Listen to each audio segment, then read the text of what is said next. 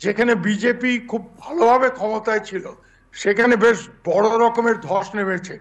উত্তরপ্রদেশ, মহারাষ্ট্র, যেখানে এক সময় তারা শিবসেনার সাথে ক্ষমতায় ছিল সেখানে। আর যেটা তারা আশা করছিল যে পশ্চিমবঙ্গে তারা খুব ভালো করবে, সেখানে দিদির ম্যাজিক কাজ করেছে, মোদির ম্যাজিক নয়। হুম।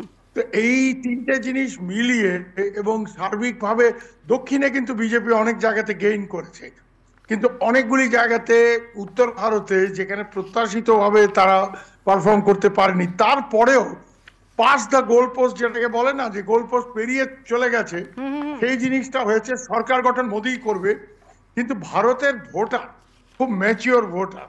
এই যে ভার্ডিক্ট, আমি এটাকে এই আমি দেখছি যে একটা স্টেবল গভর্নমেন্ট, একটা স্থায়ী সরকার, একটা শক্তিশালী সরকার না হলেও মোটামুটি ভালোভাবে কাজ চালাবার মতো একটা সরকার হুম। এবার হবে।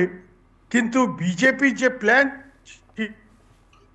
আপ কি বার 400 পার, ওই 400 ক্রস করলে, অর্থাৎ 3/4 যদি সংখ্যাগরিষ্ঠতা তাদের থাকতো, তারা যেই ধরনের পরিবর্তন ভারতের সংবিধানে আনার প্ল্যান করছিল, ইউনিফর্ম সিভিল কোড ইত্যাদি, নানা জায়গার অটোনমি শেষ করা, জি। এই জায়গা থেকে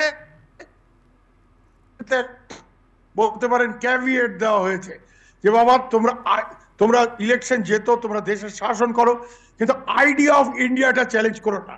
অর্থাৎ ভারতবর্ষ যেভাবে গত 70-75 বছরে উঠে এসছে একটা স্বাধীন রাষ্ট্র হিসেবে, জি। একটা plural state, unity in diversity, এইসব কথা, এই জায়গাগুলিতে হ্যাঁ, হাত হ্যাঁ। দিও না। হিন্দুস্তান করার চেষ্টা করো না। এই একটা সুইপিং হোয়াইট ব্রাশ, এই জিনিস ভারতের লোক মেনে নেবে না।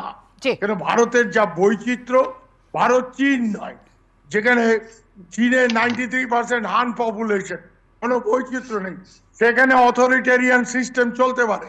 ভারতে democracy is not a luxury, it is a necessity. It is a necessity.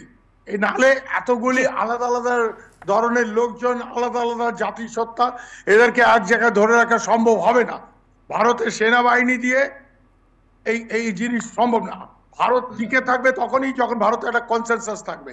তো এইটাই মেসেজ, যে ভারতের আইডিয়া অফ ইন্ডিয়া, এটা নিয়ে ছিড়িবিড়ি জি। করার চেষ্টা করো।